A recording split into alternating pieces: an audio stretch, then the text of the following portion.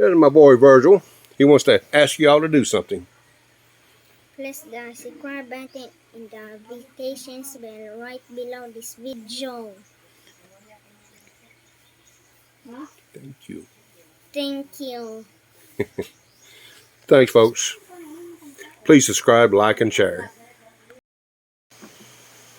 Hello, everyone. Welcome to my channel. Hopefully everybody's doing well. I'm enjoying my coffee this morning. And please don't forget to subscribe, like, and share. Well, I'm going to do a part 2 on a subject that I did. I can't remember how long ago it was. I'd have to go back and check. But anyway, this is going to be part 2. Why I decided to come to the Philippines. Now this is going to be related to a single guy, been divorced for a long time, and you're living alone. You may or may not be owning your own property, or you might be renting or whatever. But the key factor is you're home alone. And the next factor is income.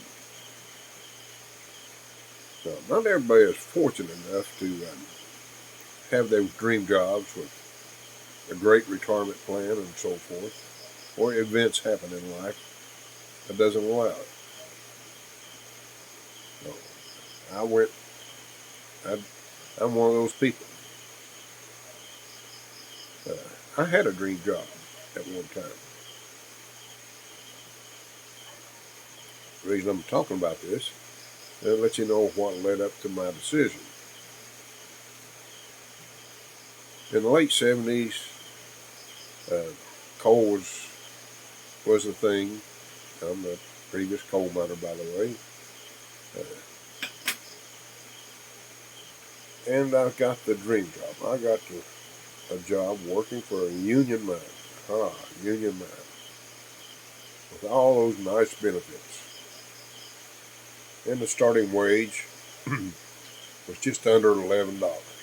That was a lot of money at that time. And I was happy. And I had the evening shift, which was great. They give me time during the day to do any business I needed to do. And I was one of those guys that got elected to double shift, 16-hour days. It wasn't uncommon for me to do a solid week of doubling back. I was happy. And the reason I was happy, for one thing, I was working on what they call a section, and I was the float out guy. In other words, we had one of the crew members not show up for work. I got to run his piece of equipment. Well, by being able to do that, I ended up, depending on what you operated underground at that time, the wage was different. So I ended up getting enough hours in on a continuous miner. I got what they called miner pay, which is, at that time, it was a little over $13 an hour. That's good. And you know what? No matter what piece of equipment I run, I got that $13 an hour, a little over. So I ran scoop, buggies, shuttle cars, anything you can think of. I did it underground. And vacations at that time didn't mean anything to me. I normally worked through vacation. And since I had experience with loadouts, and they didn't have enough personnel to keep the loadout running,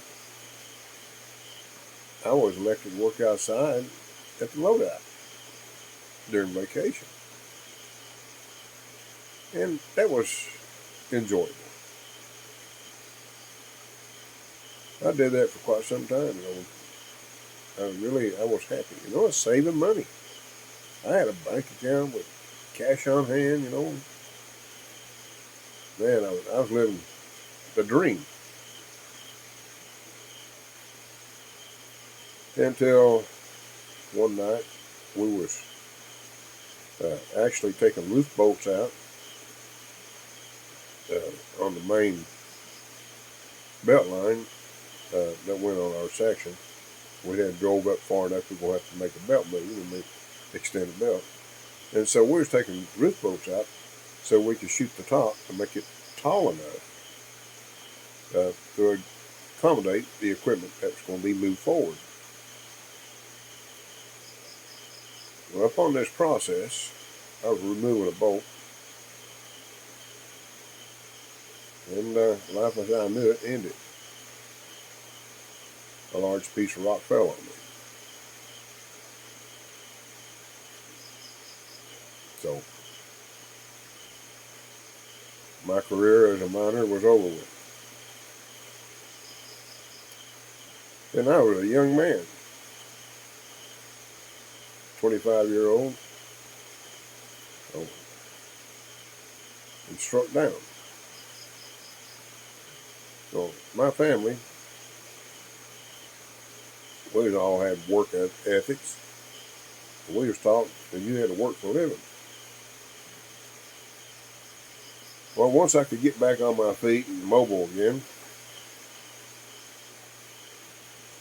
that's when reality hit. Those dream jobs were no longer possible because of my history of being in that rock fall. So I ended up doing the first job I took on afterwards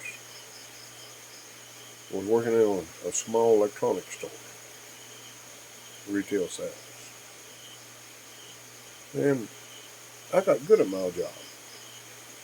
And the store grew. My pay didn't. Had no benefits. Just hourly wages. Well, weekly salary, put it that way. There were no hourly wages. It was a salary. And my salary per week was less than what I made per day working underground. Now let's fast forward to the time just before I started coming here. So, I had a few more jobs after that. One of these days we'll get into that. But I never had that dream job with the benefits and retirements. But I still had the work ethics. Well, as time rolled on, the pain in my back and legs got pretty extreme. Extreme enough to where I couldn't perform light work. In retail sales, you're on your legs a lot. So I was home, and I was awarded disabled Social Security. And everybody knows, Social Security benefits, basically, it's not even, you can't live on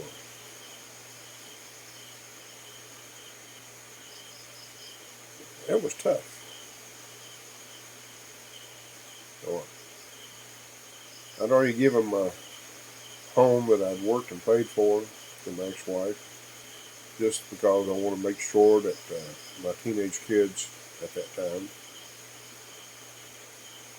was secured with a place they could call home.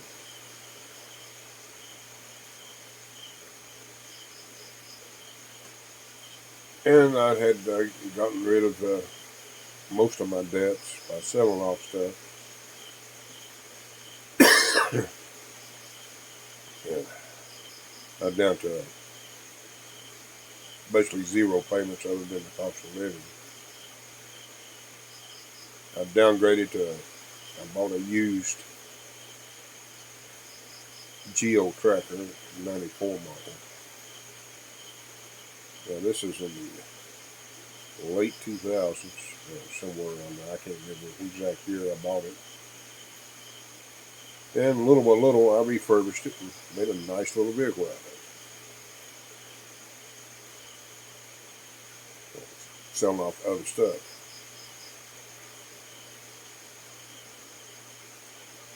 But the sad part about it is,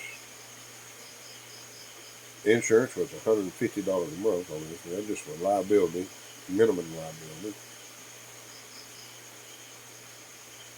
And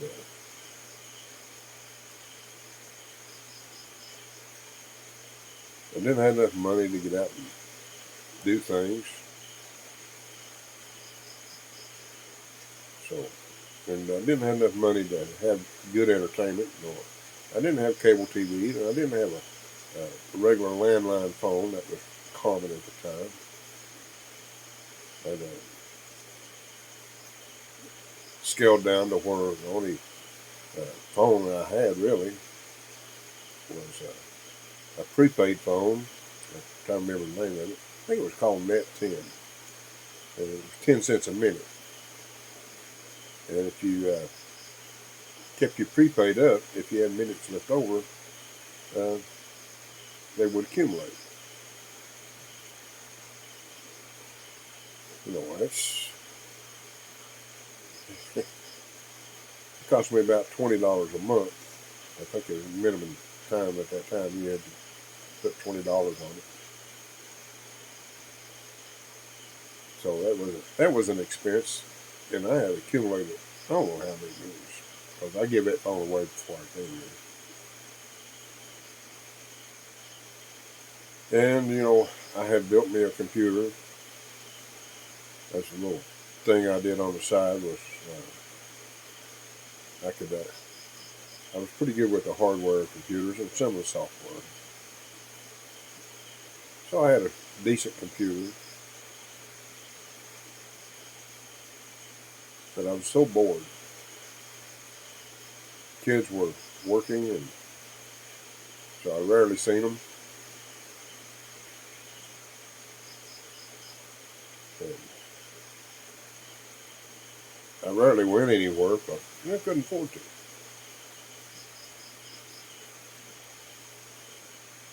And you sit at home alone, and you think back on your life, and you want to, if I did this and did that, things would be different.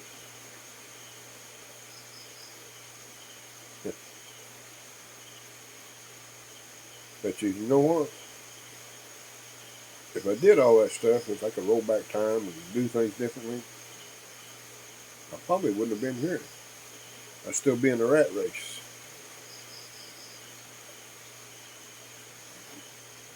So I know how it is to be home alone, guys. Those out there that are, like I said, divorced and your kids are grown and doing their own thing, and and you're just bored to the point that you just don't know which way to go.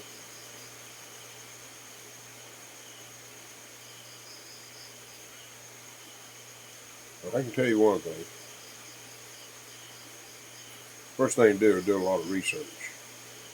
If you got the time, you're home alone, pull up the news of the Philippines, different areas. That's what I did. Look at the cost of living,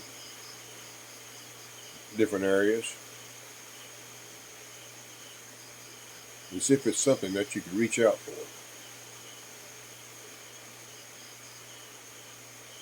You know, you can live here on Social Security, even a small Social Security.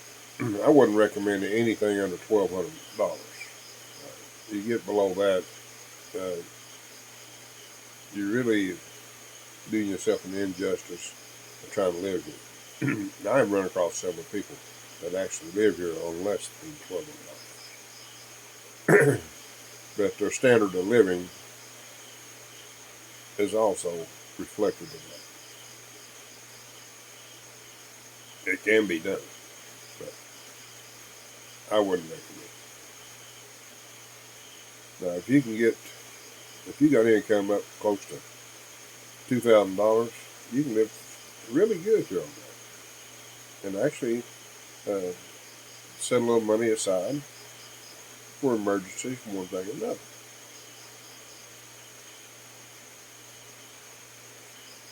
So I know where you guys are coming from. The loneliness, not being able to do anything. When you get all this stuff in your head, then the next thing is, you start going to these doctors, and they want you to start chasing medications. That's another expense, which will take your dreams away, by the way. When I came here, I had gotten off all the medications that I had to take during while I was still working, try to dull the pain.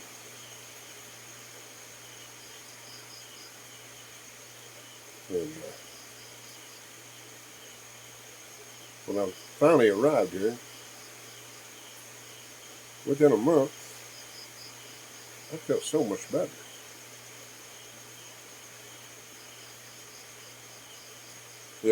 I did meet my wife online, if you want to know. I did that too. And I was very leery. I had a trust issue because, Westernized women are hard to trust. There's very few of them out there that you can trust. So I understand that. And if you're home alone and like a Mary, you had to stay within your own age group, or you was the top of town. So that kept your choices very limited. And most of the time, those in your age group are grumpy. And not fun to be around.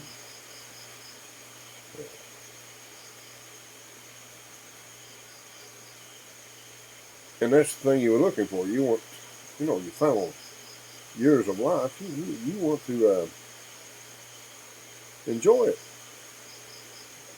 Be active. See things, do things. It takes a lot of training on your part to get your mindset to be disciplined enough when you got a small income. I took a huge gamble becoming here. I had no friends, never been there before, but I had to change my life. Because living a useless life, unable to get out, it's not good. And that's sad, and I sit here and think about, how many people out there was in a similar situation.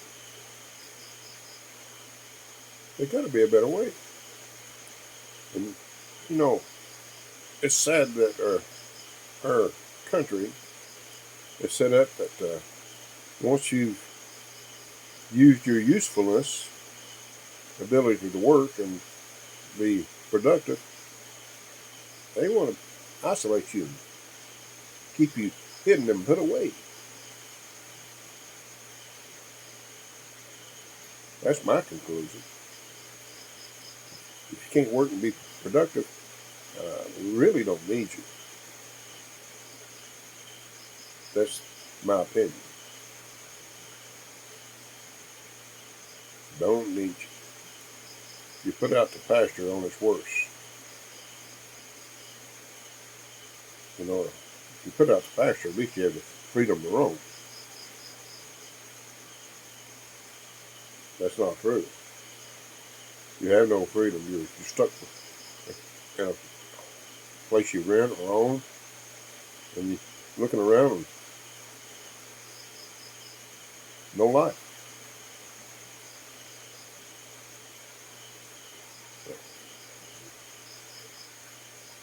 But anyway, that's some of the things that made my choices about coming here. Again, research different parts of the Philippines. There's over 7,000 islands here. And not all of them have people living on them. That's how many islands are here. And every place has its own little ecosystems, I call it, expensive living.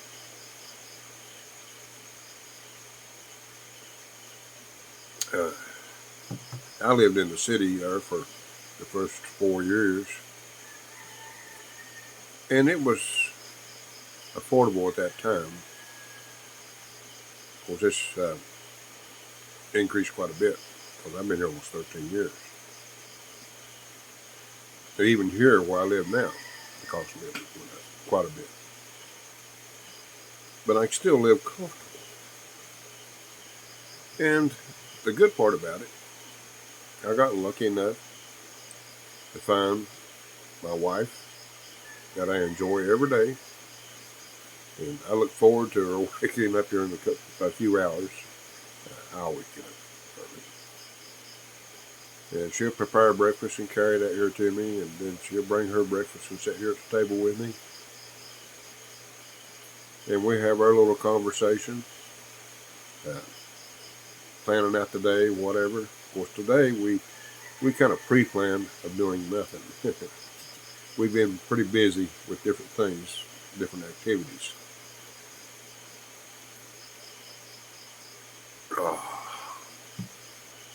So if you're home alone and you watching me right now, give me a comment.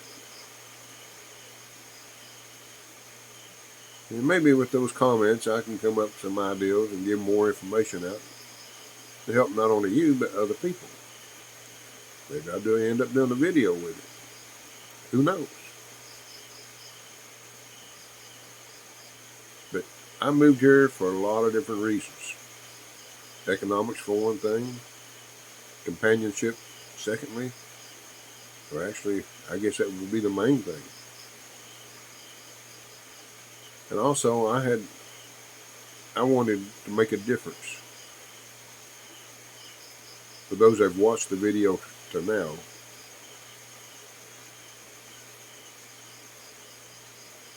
I really wanted to make a difference in other people's lives.